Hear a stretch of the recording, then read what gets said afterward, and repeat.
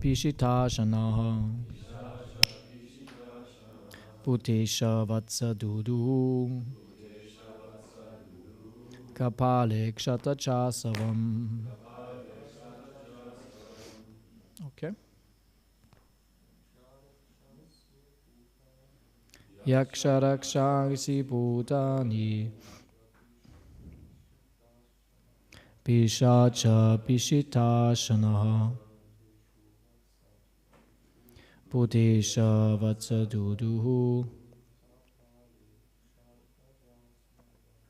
Kapale Kshatrachasavam.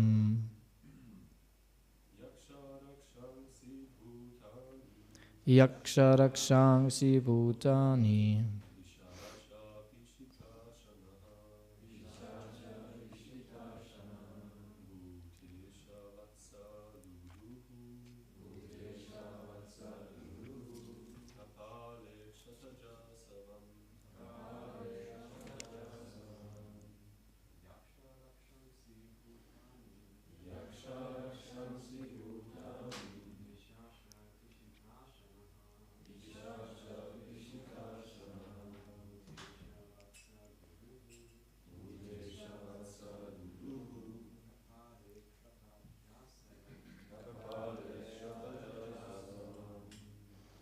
Mataji's.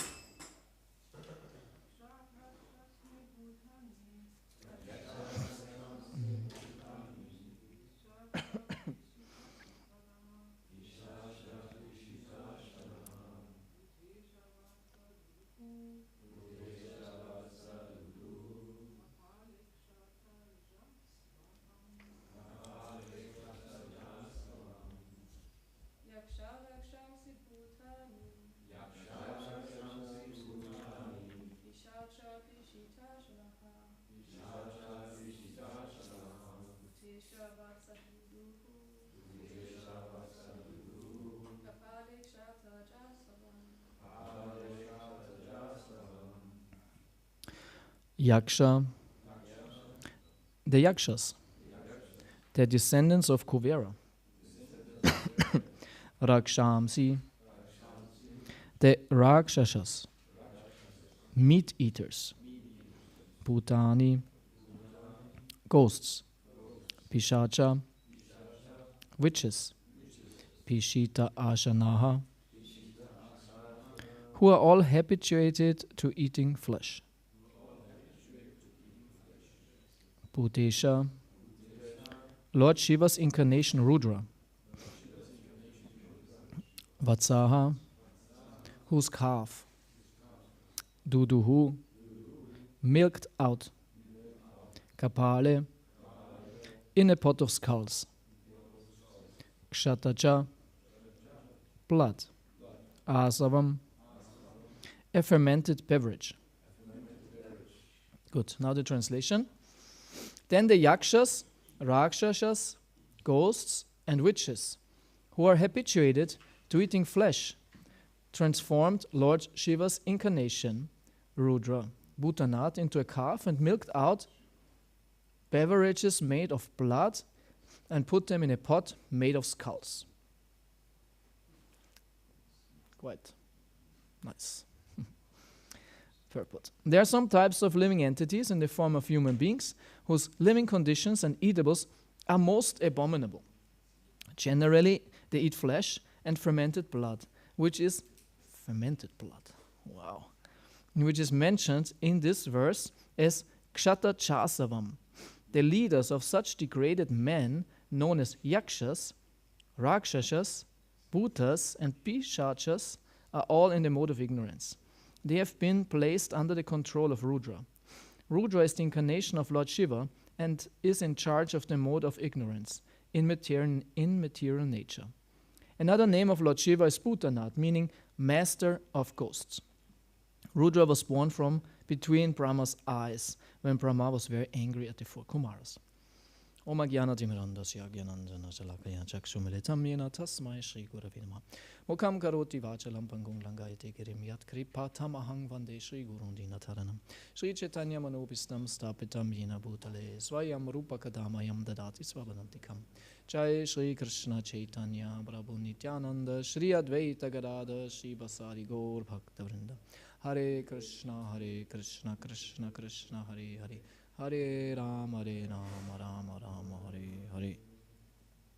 Then the yakshas, rakshasas, ghosts and witches who are habituated to eating flesh transformed Lord Shiva's incarnation Rudra Bhutanat into a calf and milked out beverages made of blood and put them in a pot made of skulls. Okay, so have you read yesterday Bhagavatam here or in the 7th canto still? So okay, now we continue here with the 4th canto after the festival, where we are hearing now how Prithu Maharaj, the Lord of the earth, many thousands of years ago, made the earth nourish all kinds of living entities, and this is explained in a interesting way here, that there are many different living entities in the world who are all different and they have different requirements, and that the king used the earth, which can fulfill all the requirements, in a way to give these living entities that what they need. And here the description is that no problem. And here the description is that there are certain kind of representatives or those who are directly in contact with these different kinds of living entities, and they were made into calves, because when there's a calf, as we know, the cow gives milk because the earth was then the cow, and if there's a certain calf, then the cow earth gives the certain milk, and the milk is always a different substance for these living entities. I don't know if I could understand or explain this now properly, but if you know the Bhagavatam, this part, then it's clear, yeah? So, and now we hear about lower living entities in lower modes, definitely in Tamaguna mode. Tamaguna mode. Actually, when I last gave a lecture, I was reading about the alcohol stuff. So this time I have another interesting food thing, yeah. So that there are living entities who like things which are abominable, really abominable, from a sattvic point of view, not from their point of view. For them, it's like nectar, yeah. As in Bhagavad Gita, it's also said, right? There are different kinds of pleasures. And there are certain pleasures which are only poison. They are poison, but for them it's not poison. It's just from an obvious point of view, it's poison, but not for them. They like it. Yeah. So last time when I was speaking about this verse, it was about alcohol and beverages like this. And we know that most of us that this can be very pleasurable when you are in this mode. But then when you come out of it, especially as a devotee, you see it's no pleasure anymore. It's no pleasure anymore. And the more distance you get from all these abominable activities, especially these drugs, the more you see how terrible it is. And you're very happy that you don't do this anymore. When I joined in the temple in Vienna at that time, the whole temple was full of people who were still completely on their psychotrips, you know. They all were on drugs. Our topics were Kali Yuga, Krishna, and drugs. You know, this was the bhaktas were talking about all the time, you know, and we were happy that we don't take the drugs anymore, but at the same time we were still kind of into it, yes, and all of them. Just one, my bhakta leader, he said he never took drugs, no drugs, ever, nothing, and he was like, wow, how can that be, you know, this is weird, because it's true, now the youth everyone took drugs, alcohol, smoking, marijuana, all kinds of chemical drugs, psychedelic drugs, mushrooms, and all kinds of stuff. Everyone did that. And now we don't do this anymore. And we are happy that we don't do this anymore. Yeah. So it's terrible. It's terrible. And here now we hear about another very low activity. as low as the substance abuse. They call it substance abuse. It's as low, right? And it has to do with eating flesh. And more, not just flesh, killing the body of another living entity and eating it. That's quite tough. Kill the body of another entity. You look tasty. Not considering the soul inside. But this is, in one sense, anyway, material life. Material life is a life of abuse. Everyone is abusing each other. Maybe not in such a gross way, in such a physical way, but also in different ways. There's so much abuse because it says jivasya jivanam. Right? You know this line from Bhagavatam? Every living entity lives on other living entities. Yeah? We need each other to sustain ourselves. Yeah? And this is the cycle of birth and death. Huh? This is survival of the fittest. Survival of the fittest, right? They even made a philosophy of that.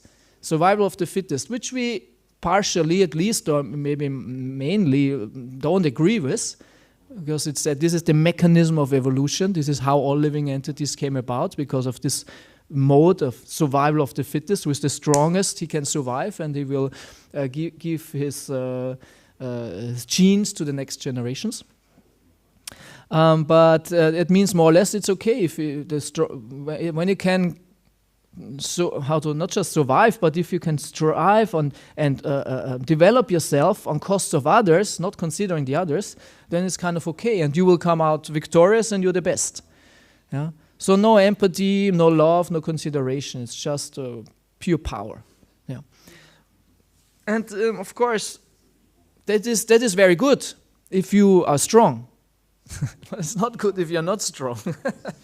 You will always get, destroyed life after life. They call it, I don't know, just food. Your food. Life after life, your food.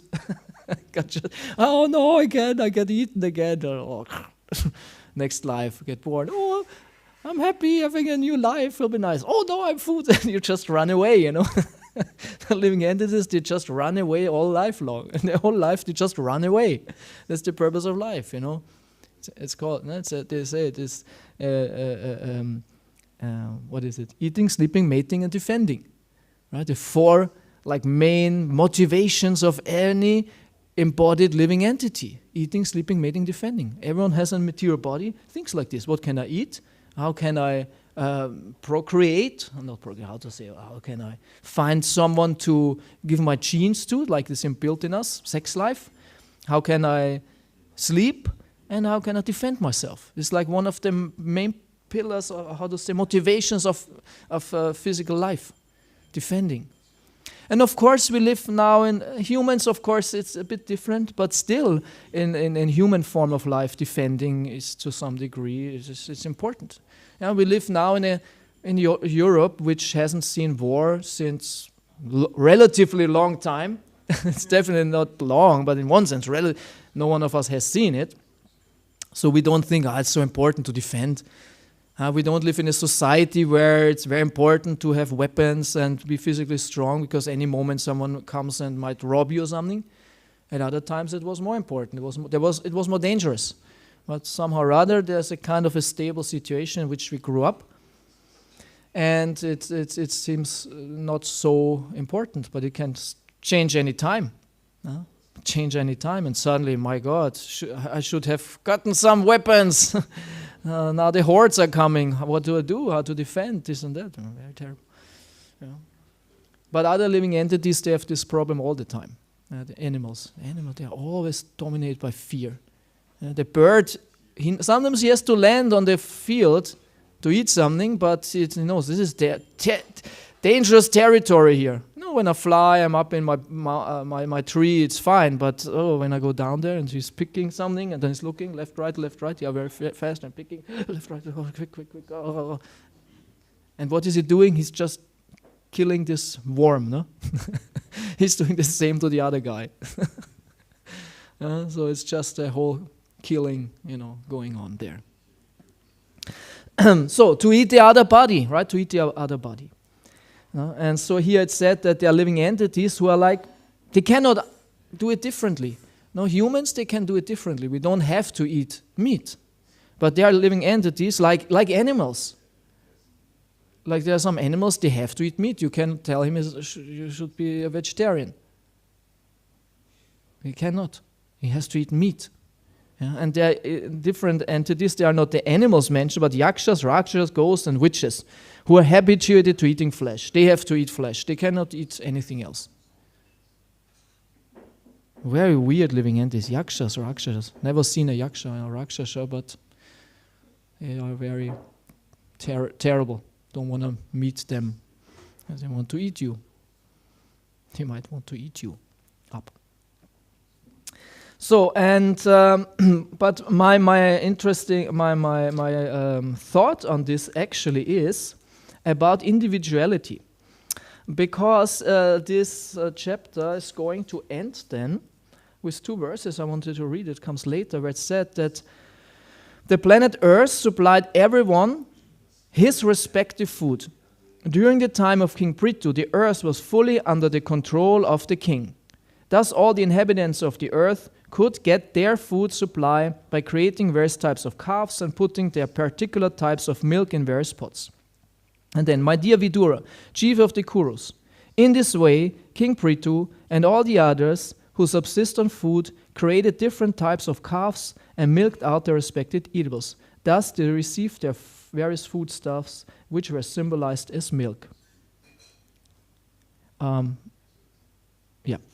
my point is individuality. The king understood, the king is like, he was the leader of the whole world, and as that he was the leader and protector of all different kinds of living entities. And even those really low living entities, the Rakshasas, he even took care of them. He said, okay, they are also part of my kingdom. Interesting, right? As actually also Parikshit Maharaj, he even gave shelter to Kali when he surrendered, right? It's a tricky situation. The similar now with this migration crisis, or right? This, because you can say, okay, they take shelter in the country. Should we all let them in? But you let in people whom you don't know, and they create chaos in your society. So should you let them in? Should you not let them in? Are they really taking shelter? How they take shelter? What is going on, right? Very difficult. Huh? So yeah, in one sense it's true. There should be, if someone surrenders, he should get protection. But at the same time, if he does not surrender anymore, you have to kick him out. And that was an interesting situation. I remember once, I don't know all the details, or it's in the Transcendental Diary. There was once a thief, and he somehow or other stole money from the devotees, and somehow or other, I don't remember the details. He came to ISKCON Mayapur, and Prabhupada was there, and somehow they caught him, and then they called the police. And the police was there with Prabhupada and this thief. And the thief surrendered to Prabhupada. He was an Indian. He surrendered to Prabhupada and this and that. And the thief, the police wanted to take him away and put him into prison or whatever. But Prabhupada said, no. He takes shelter now, and we have to protect him. The policeman was, no, we have to take him. So no, he's now my land. He stole from you, so he's surrendering now, we give him a chance. We give him a chance. And he can stay here. And they gave him a chance, okay, you can stay here, you get food, you get anything you need, don't steal anymore, be a good man. Prabhupada saw the potential, maybe he will become even a devotee. Right? Prabhupada was very hopeful for him, very optimistic. But he had to go to the program and chant and be a devotee. And he shaved up, and he wore dhoti, kurta, tilak, everything fine, and he was a devotee. But then one day he stole again, and they caught him, and then Prabhupada said, when the policeman came, yeah, take him away. He got his chance. Yeah, interesting story. He got his chance, but he could not, and then he had to go to prison. Yeah. So, yeah, there is mercy, and there is justice. And they clash, right? Mercy means, okay, it's okay. but there must be justice. And the wise man knows how to administer it, in which situation what, and how to deal with that. It's very difficult. But here definitely the principle is the king understands, these are my subjects, and they are very different, and we have to give them what they need. All right. And that makes me think about us actually, because it's always important, in my opinion, to see Shastra in a practical way. And in one sense, this is not practical for us. Rakshasas, yakshas, feed them, not so practical. But what can we learn out of this episode? I would say, definitely, King Prithu, the leader. And we are leaders, or we are those who have leaders. And here is this relationship between the leader and those whom he leads explained, and which is very individual. And we are all individuals, which is definitely very troublesome, because if we all would be the same, would make things very easy. Right? It's way easier if we're all the same and we can lead all the, it makes life way easier. But if everyone has his own mind and personality and desires, it makes life very difficult. But this is the principle of life. So in that sense, it makes it difficult, but at the same time, it makes it also that what life is. Without individuality, life would be not life, actually.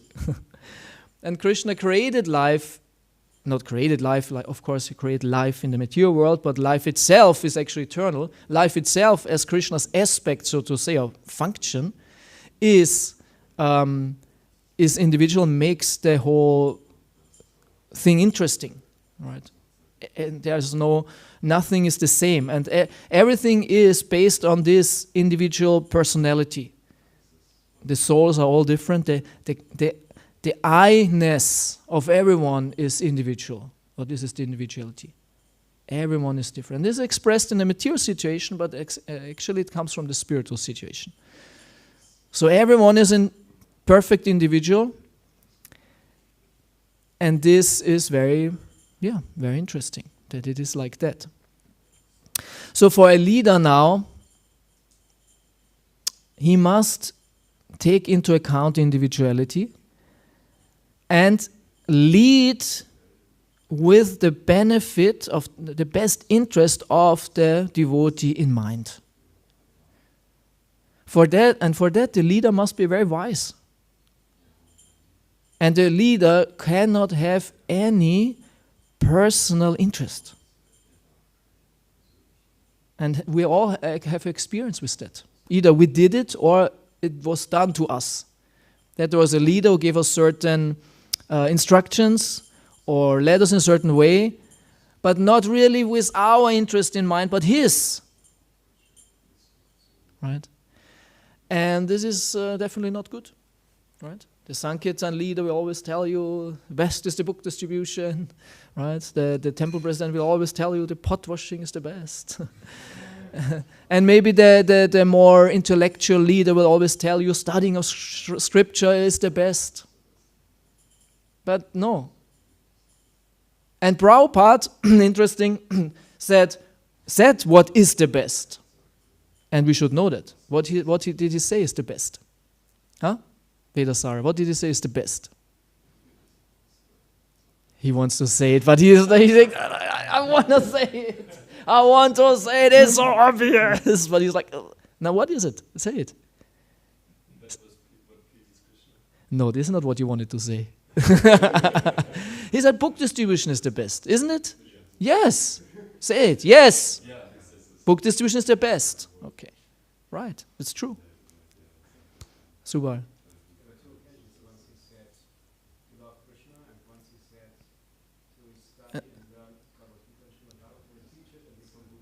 Yes. Veda.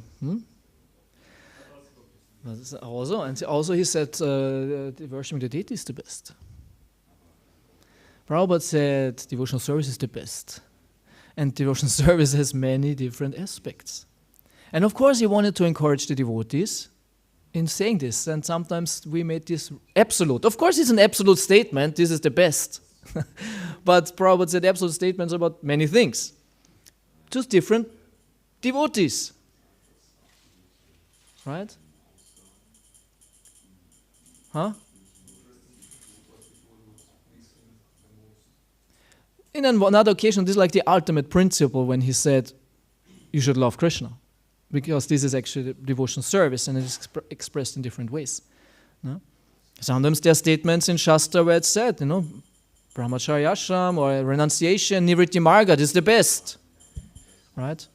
And of course, then the brahmacharis, the renunciant, think we are the best. Not that is the best, we are the best. Because we do that what is the best.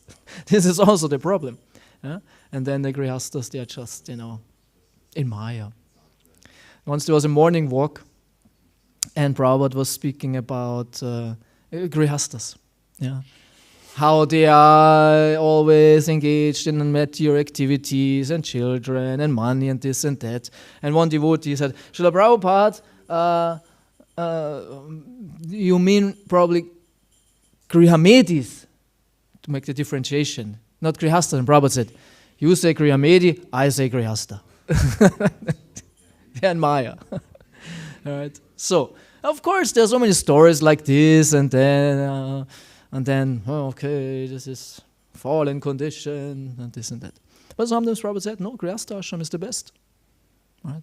My point is, it's about individuality. And this is life, this is spiritual life. We are all different, and what we have here is a very specified individual process. Nava-vida bhakti, 9 processes of devotional service. And Prabhupada says each of them can lead to perfection. You can practice all of them or one of them, but none of them, right? One of them, all of them, some of them, yeah, and it will lead to perfection. And in the beginning of Bhagavad Gita, in the first verse, Prabhupada says, Bhagavad Gita should be studied under the direction, under the guidance of a spiritual master. And Shastra in general should be studied under the guidance of a spiritual master. Spiritual master is not only, it doesn't mean only the Diksha Guru who is coming once a year or once in 3 years. Like now online a little bit easier. But it more or less needs someone who mastered the scripture, or at least has an higher understanding of Shastra than you have. And way higher, because high is not good enough, because if it's still too low, it might give you a perverted understanding of Shastra. He should in one sense have mastered Shastra, and then under his guidance, with him, you study Shastra to understand all these sometimes conflicting topics in a proper way for your individual situation. This is why there is a living guru needed. No? What is 434, no? In Bhagavad Gita. How does it start? Huh? Yeah. How does it start? Tatvidi pranipatina. Tatvidi pranipatina. Pariprashnena sevaya. Pariprashna. What does it mean? It means asking questions. Yeah. So you need someone whom you can ask questions about your life, your situation. How is this to understand and that to understand, isn't it? Every one of us stumbled across so many statements in Shastra where I think, how can I understand that? That doesn't make sense, or it's contradictory, or I don't understand it.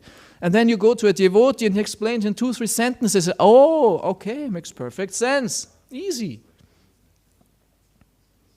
And without that, you could have, speculated, or it might have troubled you for years. You just, I was not thinking about that. True, right? And of course, sometimes Prabhupada tells us also directly, maybe in Shastra or in your dream or in a video, or right? Sometimes, but it's a little mysterious. It's not so. So we need someone who is here and answers our questions. And on that point, of course, Prabhupada speaks to us. Once I recently told it, but anyways, devotees tell stories anyway, hundreds of thousands of times. I try to avoid this and to keep it fresh, but anyway. I was in the temple here, and I had some speculation, and was thinking about the point about, Prabhupada calls it anthropomorphism. It's a word I did not know before I read Prabhupada's books. Anthropomorphism. How do you know this word? And Prabhupada says anthropomorphism or zoomorphism. So you know, right? And I was thinking about this, and then I was down in the kitchen with Chaisachi when he was still here, and he was cooking something, doing something, and I talked about it with him, because anthropomorphism means how to say, if you think more or less God is a human because you are a human, more or less, that's the principle. Yeah? If to make something humanize something. And it's not only in the theological sense, it's also in many, anthropomorphism in many fields. A very classic example are cartoons, right? With animals, and the animals are not behaving. Yeah. Mickey Mouse is not behaving as an animal, right? It's just like a human. So it's anthropomorphism. And zoomorphism in that sense also, right? When animals are kind of humanized and all that. Or other things are animalized, so to say. Anyway, and they say that Krishna is presented as God, but actually he was made into a God, and all that speculation. And I was speaking about that with Chaisachi, and then I came up in the temple room, and there was Prabhupada running the video, and then I came in the temple room, I bowed down, and I wanted to got up, and Prabhupada said, "It is not anthropomorphism." Okay. Of course not. I just want to, it's not anthropomorphism, right? Krishna is not anthropomorphistic, right? It's original. So sometimes Prabhupada speaks to us. We have experience like this. No? Sometimes the right sentence in a lecture or in a book or something like this. But still, this is not an argument for, Prabhupada is the only guru and all that. Yeah? We need someone there to guide us, help us, answer questions, all that. It makes life way easier. And so the leader must understand his subject, so to say. You really have to understand. If you are in a leader position, and I was also in a leader position quite early. Yeah? This is also what we do, right? The devotees, 2 years on Sankirtan, he might be initiated already, and there's a new Bhakta. Okay, he is now your Bhakta. Yeah? And you are Bhakta leader, and he's in your van. And the same was with me. Yeah? I went to, joined in Vienna. I was took on saffron. I was a Bhakta. I went to another place for 1 year. I came back as a Brahmana. Got first initiation, second initiation, I was back as a Brahmana, and they gave me a van, and you are now Sankirtan leader after like 2 years, right? And this is now the Bhakta. You have to support him, maybe serve him even, I don't know. So okay, so you do this, you do that, you load books, you do this. One thing you're not allowed to do, distribute more books than me. Of course, I was not saying that. Just let him feel it if it happens, quite envious. How can you distribute more books than me? I distributed today 35 books, yeah. I was not happy. No appreciation. That's how to do it. So already that is a problem, when you don't want to support someone like this. Or if you have a bhakta, so to say, in a van who is a little bit complicated, with his mind this and that. And are definitely fried out people. As we say, fry them out. Like yesterday, the French fries. And if they're fried too much, they are not even deep fried, they're like destroyed. And they say, I'm fried out. Yeah, so definitely in my immaturity, I remember a couple of discussions I had, or I would say instructions I gave to someone who afterwards was like, and I just explained to him how it is. I just explained to him how he is. I just explained to him how he is, how I perceive him, the reality. Yeah, and it was not so good. Okay, I remember one. And he went into other devotees, kind of complaining, and then it came back to me, how dare he, how can he do that, and he's in Maya. So, it's not good, Being too autocratic, like a dictator. Dictator. In your van, you're the dictator. In your department, you're dictator. In an altar, you're the dictator. In your temple, you're the dictator. Yeah? But and of course, it's easier. Definitely, it's easier. Dictatorship is very good, very good, very simple. I say, you do. It's very simple. And if you're not doing, we just replace you. We execute and replace you. Execution, I don't know in which way. Take away saffron. You are not qualified to wear this color because you are not listen to my instructions, to my divine guidance coming down to Guru Parampara, and you're not listening. You are not qualified. This is not good. A leader must, in one sense, as Prithu, love his subjects, and he has the best interest in mind. And of course, there must be sometimes some punishment, this and that, or some correction. Yeah, for sure. But he must be very qualified for that too. And if you see, I'm not qualified for that, you tell others who can correct. No? Yeah.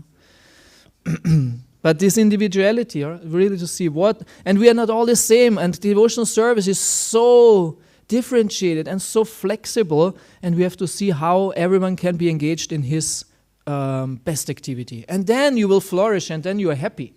And then you're happy. When you find your thing, so to say, when you find your mission, when you find your purpose, you're so happy. You love that what you do. I was talking with a devotee here at the festival who has a restaurant. He owns a restaurant, actually 2 or 3, I don't know how many, right?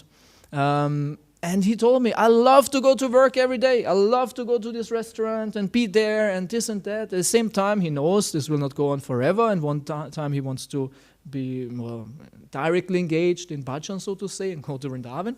But now I love this. This is great, right? So do you love your work, so to say? No? Do you love your work? And also as a devotee, do you love what you do? Wow, this is inspiring. It's inspiring to me. I love to distribute books. I love to study Shastra. I love to worship the Lord. I love to cook or whatever it is. I love to manage. Yeah, it must inspire you. Of course, doesn't mean it's always wonderful and great and perfect. There are challenging situations where I say, it's a little bit tough. But in general, I like this. It's great. And devotional service in itself. Yeah. And the leader has to really find this for the devotee, where he really flourishes and is happy, and then he will never leave. Why should he? He has everything he needs. He's inspired. He likes to do what he does.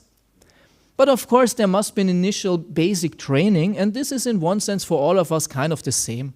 Definitely we have to come to the same standard. How to behave as a devotee, what is etiquette, what are the principles, and take part in the program and all that. Yeah, it's the same. There are many things which are the same. It's not that we all do whatever we like.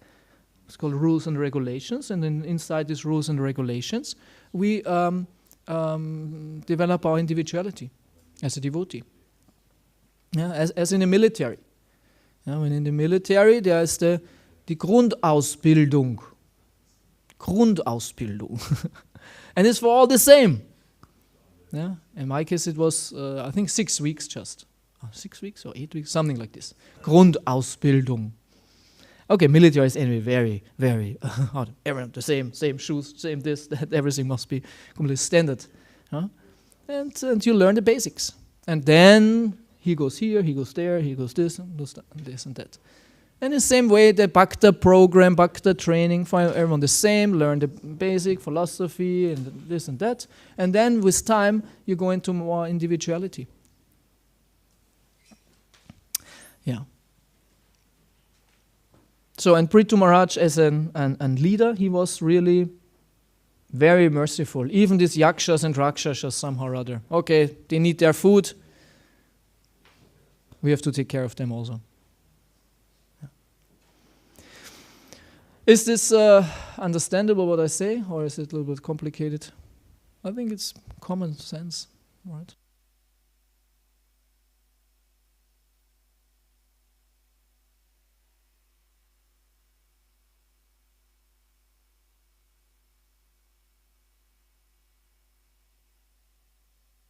Happily engaged in my devotional service, so to say. I love what I do. I cannot do it enough. It's not. It's always inspiring. I'm very happy. I'm very grateful that Krishna gave me this service. This is amazing. It's like perfection. For me, it's perfection. And Krishna is very merciful if He does that for us. And if you are not feeling like that, don't worry. No, just pray to Krishna, think about it, talk with your authorities, and you will find. And we can do amazing things. Every one of us can do amazing things. And all in that sense also for Prabhupada. And also in that sense for the Sankirtan mission to reach new people. There are so many ways to do that. And we need all kinds of... And that was interesting also because with Prithu Prabhu, because I was actually a disciple of Prithu Prabhu, sometimes there were meetings, we had meetings with him and he was guru and all that. And he asked everyone, what do you think? What do you think? What do you think? We had like rounds and there were some discussions and he asked everyone, what do you think about that? What do you think about that? It's very interesting because you think, what can he think about anything anyway? What can he actually think already? He's like in a pre-embryonal state of devotional service. He's not even born in one sense. He's in the mother's womb as the new bhakta, like, ooh. No, but it's not like that. Das prädevotionale Status des hingebungsvollen Dienstes. Dara. Mangelseite, so? Prädevotional. Na, präembryonale. Yeah. So, no, but everyone might have interesting ideas to do something. And this is the community, and I think in Simhachalam we should try to develop something like this, and community with good individuals, with good surrendered devotees, and make wonderful things. And I try to appreciate all devotees, all kinds of devotees. Especially those devotees who do things which I don't like to do, or I cannot do. And then I'm amazed that this devotee is doing lovingly things which I would never like to do. Now, how can he like that? But he really likes that and he's good in that and it's amazing what he does. And I'm happy that we have him because maybe I would have to do it then. I would not like to do that. Oh, this is great. Like with the cows or things like this, They are very beautiful from some distance, proper distance. Very nice. And I'm happy that I don't have to. I think I never held this thing in my hands. I don't think, maybe once, just for fun. Not really, So, yeah. Not that I don't like cows, but in the spiritual world. No, but it's not my thing, it's definitely my thing. Or cooking, If they cook, like Paramahamsa, after this whole festival, he was cooking like anything, and then the festival is over, and on this first day after the festival, when everyone is finished, he wants to make pizza party for everyone. The gratitude, for gratitude. It's like, but you cooked, someone should make pizza party for you, why you? No, everyone did something, it's true, but he likes to do that, So everyone has to have his thing where you think, oh, it's never, I don't have to stop, right? I don't have to stop, it's great. Or Vedasara distribute 5 Bhagavatam sets at the festival. It's crazy, but it's cool, Yeah, and I had to also put his book sets at my stand there and distribute. Sorry, we did not distribute anything. Well, you did that. 5 Bhagavatam sets at the festival to the devotees. I said, wow, that's true. It can work like that too. That's nice. So even the festival distributes books, right? So things like this. So we have to appreciate each other for the service, and don't be envious. Don't be envious. Why this is 5 Bhagavatam sets and I just read not even one book at the whole festival? Oh no, envious. No? He's such a good book distributor. I hate it. I hate that he's such a good book distributor. Yeah, but envy works like this. Or the Grihastas. Oh, he earns more money than me. Oh, he has a bigger car than me. You're proud with your Mercedes, and then he comes in with a bigger Mercedes. Oh, terrible. Yeah, things like this. always envy there. No, I appreciate devotees for their individuality, what they do, if they can do something. It's great, it's very inspiring. No? It's very inspiring. So, yeah, on this point I want to end. This, how's it called? How do you call it? Unity in diversity. Unity in diversity. I always hated this. Unity in diversity. You know, so it sounds so new agey and so super liberal. You know, and I was not liberal. You know, unity in diversity. What diversity? I don't like all this diversity. Unity, just unity. You know, just this. No, diversity, you know. Don't let anyone in, you know. There's way too diverse. Anyway, the word is now a little bit occupied, but unity in individuality. Maybe this is a better phrase for me. Individuality. And that makes a good movement. Yeah. Out of character. And it's good to have characters, these individual characters. If everyone is the same and all that, no, we need some characters. Good characters for the movement. And again, when I joined at that time, we had characters in our temple. And also my leaders, they were characters. All of them, they were quite unique and strong and powerful. And they were so important for me as a new devotee. So important because, wow, they are so cool. They are so cool and strong and funny. And they are my leaders. And it was just nice to be around them. Strong characters. And because this is our mission, we always want to have new people. Now we have Luca here, new person, Hare Krishna, and we are very happy about this. And Sven also, you can recognize them by their hair. The new ones always have long hair, not for long, don't worry about it. I also had long, beautiful hair. When I came to the temple, I had long, beautiful hair. There's actually, I found once one picture. When it was the first time in the Sunday feast, I think it was the first or second time, someone made a picture and you just see me from behind, but I could recognize myself because of the hoodie I was wearing. It was very individual, my long hair. And then I came to the festival. It was Chaturdashi in 2002. And I was sitting in the tent. We had this big round tent at that time. And I was sitting, I just was sitting there was something, and Prabhu saw me. And he was smiling at me and doing like this. Yeah.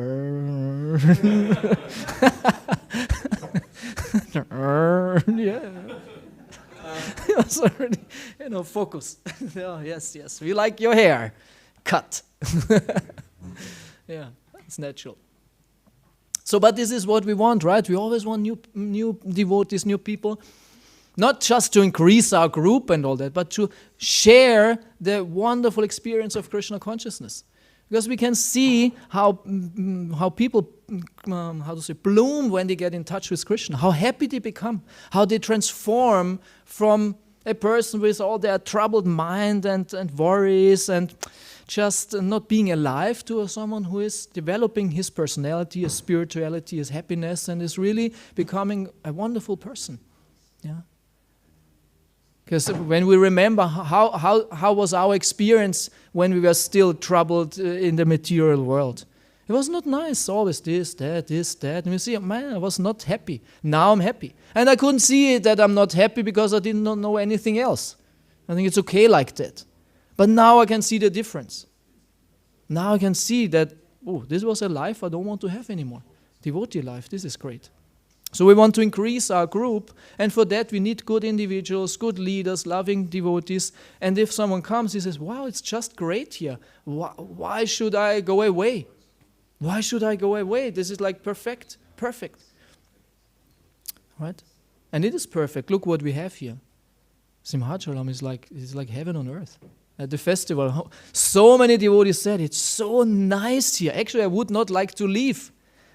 But of course, I have to this, that, but I don't have to. It's so nice here, isn't it? Especially for those who live here, right? This is so nice. Yeah. And it's all ours. This is ours. It's our land, our side, our cars, our temple, our Nrsimhadev, our Prabhupada, right? So we want to share that, and for that we have to be qualified, that Krishna sends us new devotees who enrich our community, and our life becomes more and more ecstatic the more we are. So yesterday, who said Govinda? I think said it to me. Now comes the after festival depression. Because festival is so wow, this, that, and hundreds of devotees and party and festival, and it's super intense. Definitely for some more, for some less, depends on your service. But it's super ecstatic. And then, as quick as they came, as quick they are gone. And boop. Like because from my flat I see the parking lot, and I could see on the main day it was like full. And now my son, all the cars, because he never sees cars there, right? He likes to look at, cars, this, that. And now, boop, they're gone. Just one car, right? One car still stands there. Luca, because he did not leave again. Huh? He stayed. Yeah, so, yeah, but imagine, the more people come and they stay. Yeah, yeah, it's nice. So always a festival. Okay, so that were my thoughts in the end now of the festival, combined with this individuality point I wanted to make, and how happy we can be that we can be part of this movement. I could not imagine any better life, actually. Super happy with everything. And thank you for your association. Thanks for listening. And if there are any questions or points you want to share, we have still some time for that. I think Subar was first, but yeah, okay. Who gets the mic first? Throw in. The mic is not working. Okay, then. So, how could authorities nicely cooperate to help individuals thrive in their own Krishna consciousness? How can the authorities cooperate to help an individual to grow in the Krishna consciousness? Yeah, definitely both, like authorities. You mean that because there are different authorities for one individual, or in general, or one authority? No, different authorities for one individual. Like in temple, you also have temple president. Because you have a temple commander, you have a temple president, you have Ashram. In general, everyone should have the best for the individual in mind. This is the unifying quality. And then we have to find out what that is and how we can put this in place, right? I don't think this is that difficult. And also the authorities themselves have to, cooperate in that sense. So they should not fight for power over the individual or something, or he's in my department, or he's in my department, or this and that. And it's true, there shouldn't be too many authorities for an individual. Like if all 5 minutes you get instruction from this authority telling you this, that, it's also too much. He should be in kind of one department or something, and this should be what this is serves. But I think this mentor program is also good, like a mentor, because sometimes departmental leaders have their departmental interest. So like a mentor who is kind of out of the department system, who is really more interested in the person himself, could be helpful. Because of course the brahmachari leader wants, you're a brahmachari, you want to become, and the puchari wants, he's a puchari, he should be puchari to puja service. And when he's in the garden department, of course that, right? This is natural also. So somehow a mentor is maybe a little bit aloof and is more objective in one sense. Can help. No? In regard to that, or second? Okay, Muni, we give him a second chance, or okay. Hare Krishna. Okay. Then Subal's second, quick. And then connection with, if you have a mentor or authorities, let's say, what are the qualities one should cultivate in that regard to have one's own development as an individual in connection with authorities or mentors? Your qualities in regard to a mentor or authority? First, definitely the authority must be qualified. Because if the is not qualified, then we cannot speak about anything, because then it cannot work. But if the authority is qualified, definitely there should be trust in the authority. There can be trust also, should be trust. And also, in one sense, surrender, right? There should be a trust, and based on that I can surrender, I can listen to that what you say. And I will take that serious what you say, because you have my best interest in mind. So yeah, trust I think is very important. And based on trust also you follow and do some devotional service. Yeah, and all of you can think, because we all have authorities in one sense, or should have, if you are in a situation where you lead someone, how it is for you when you have good authorities. Reflect on that. Oh yeah, I remember this person, and that's it. And it might not be like the guru who is all the time here, but in certain situations, or where you sometimes had a devotee solved your problem, you had some good instruction, and something what really helped you a lot in your life, and saying, wow, this was very, very wonderful.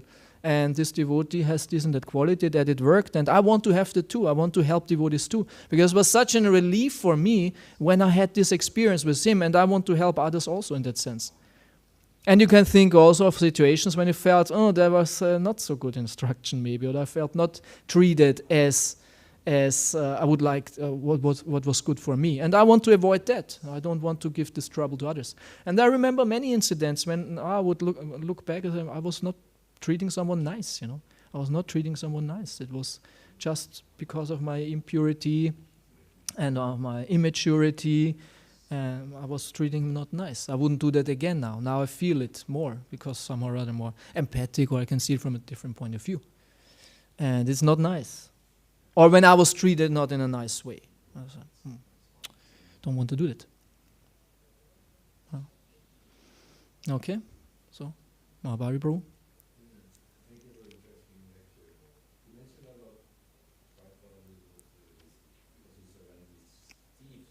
Mm.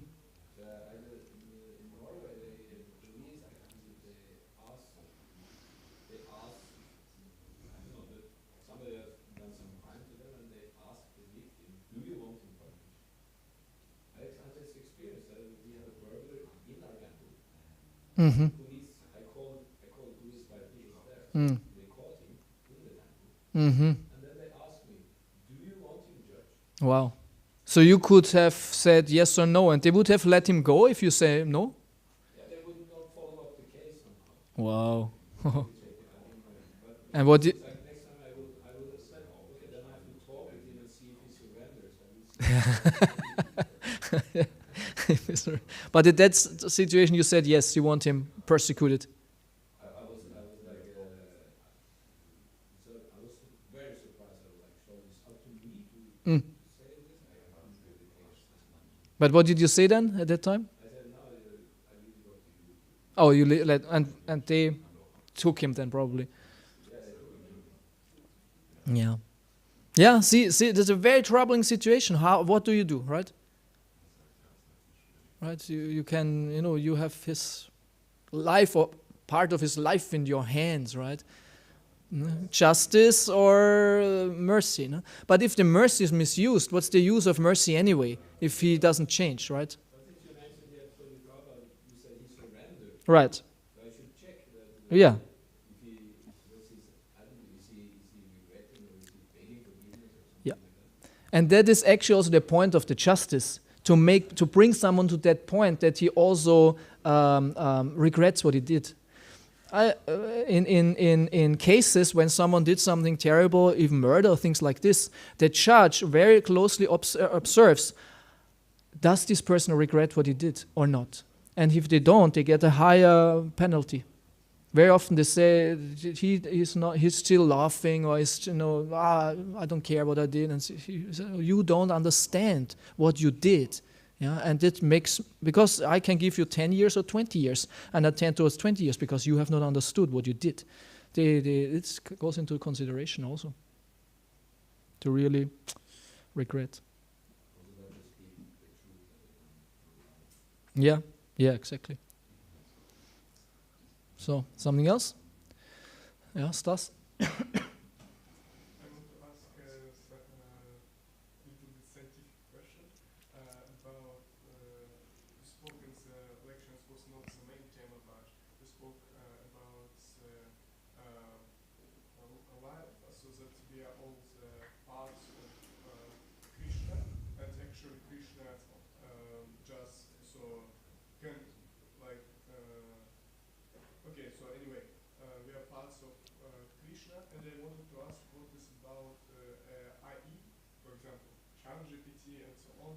So it seems like they are also very human, Yeah. like very character, and they can say So your point is, are they alive? Is this conscious or what? yes. So my question is how it can be that they are so. Yeah. If there, so where is the soul actually? Sometimes I ask me, I see some robots and they are also behavior like. Okay, understand the question. And actually, this interesting discussion amongst those scientists. They really come to a point now where they all wonder, have we created life of some sort? And how conscious is AI actually? But majority even of scientists say, no, it's not like this. It's just an extreme advanced illusion of personality. Extremely advanced.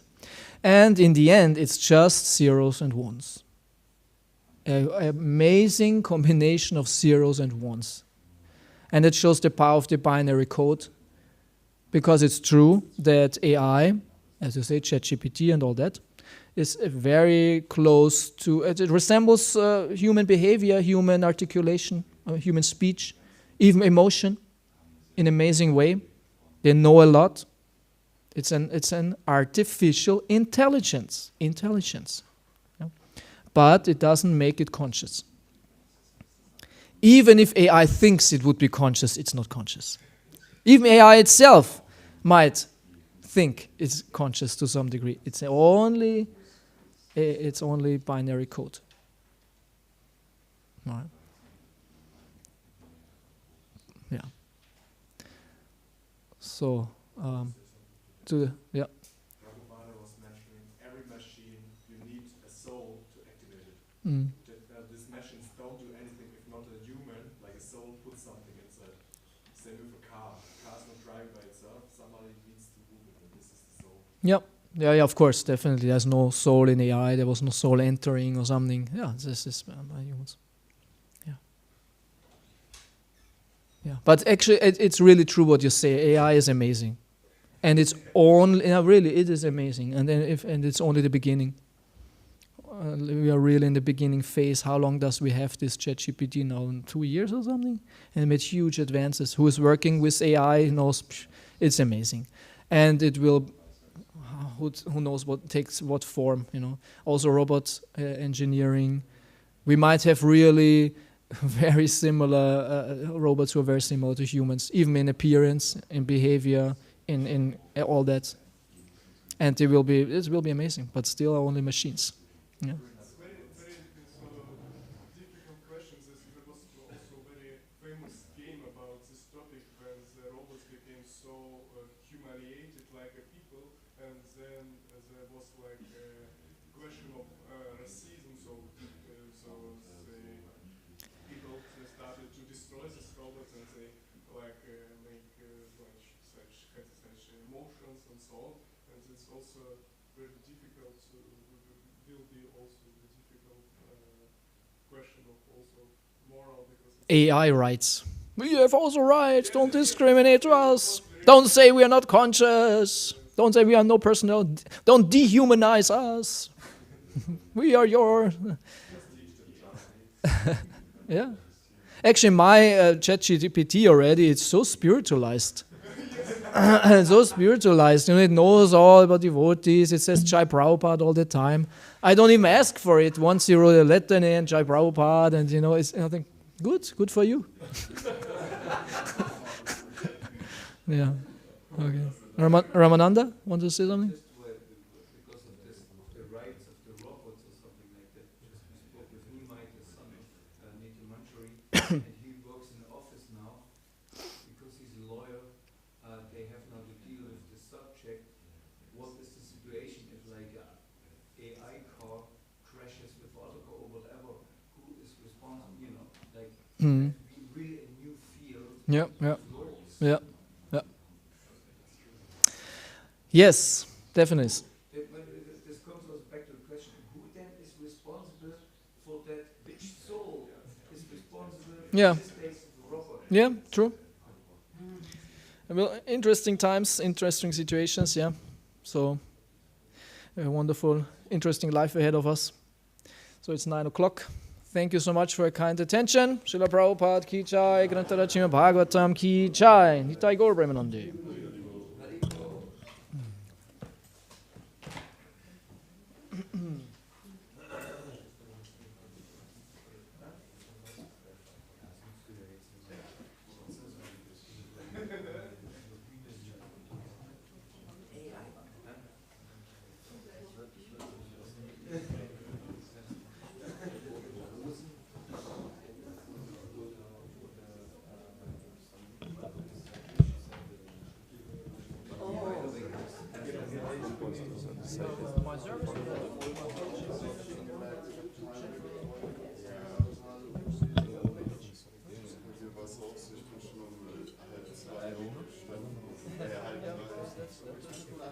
Nice that you said everybody should be engaged in deity worship. It's the only march already here. Yeah. That's the best service.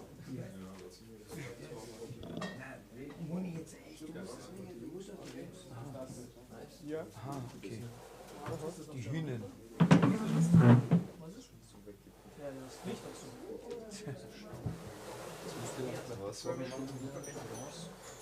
Ich mag Ihre Lecture. Sie verstehen auch mein Punkt.